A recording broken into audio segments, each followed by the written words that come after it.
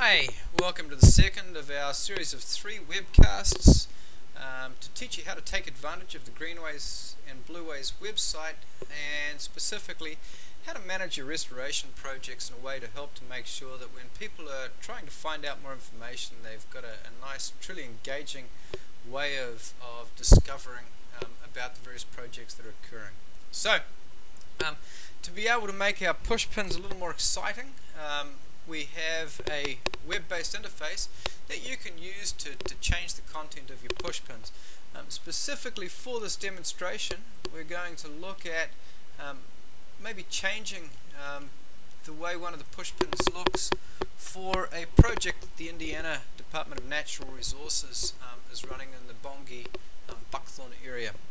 And we're going to modify this little pop-up window to make it a little more engaging and exciting to people in the area. So, how do we do that? Well, the first thing we need to do is move to the management page, or at least to the interface that we've provided you to modify it. And to do that, all we have to do is type restoration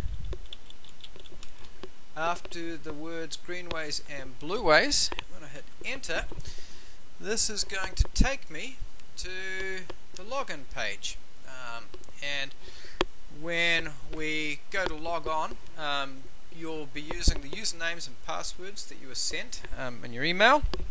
If you don't have those, you can always contact NERPC and they will provide you with your username and password for managing the various restoration projects that we have on the books for you.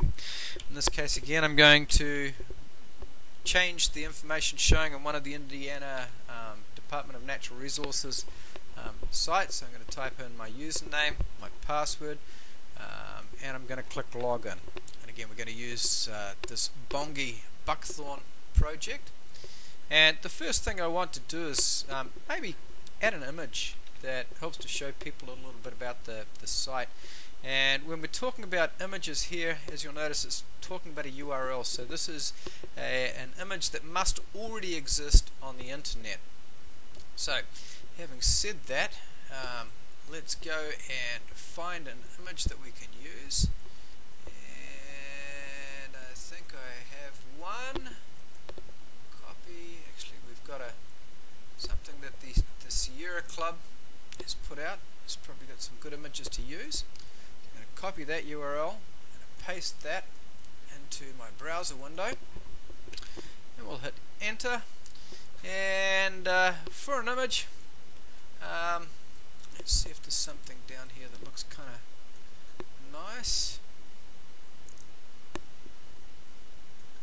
Maybe we'll show a picture of somebody working on a project. So what I'm going to do is I'm just going to right click this image and I'm going to select properties down the bottom there, and from the properties you'll actually get the URL that's required on the mapping page to be able to display this picture. So I'm going to right click that, I'm going to select copy, then I'll say OK.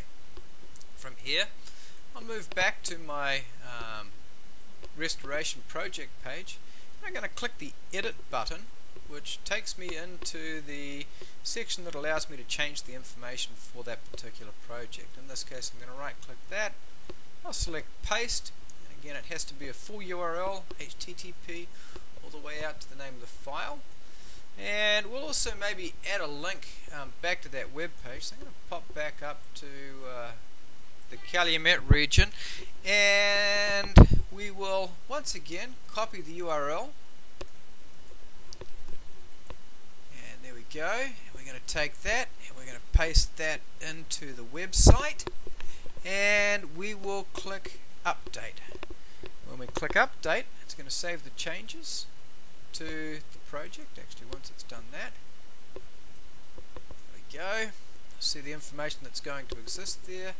We're going to go back to the restoration page, so restoration projects .aspx. Never a bad idea to refresh something if you think you've made a change. And here we're going to highlight our project again. We'll zoom in on it. And when we hover the mouse over the top, you will see that we have added our image. and we've got a little link that people can use to go off to the website on it. So that's all very good if we already have a website that talks about a restoration project. If you don't worry.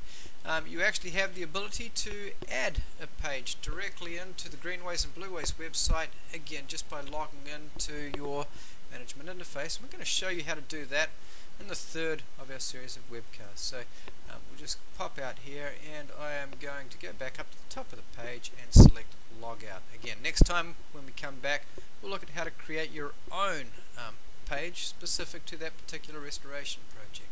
Thanks, look forward to talking to you again soon.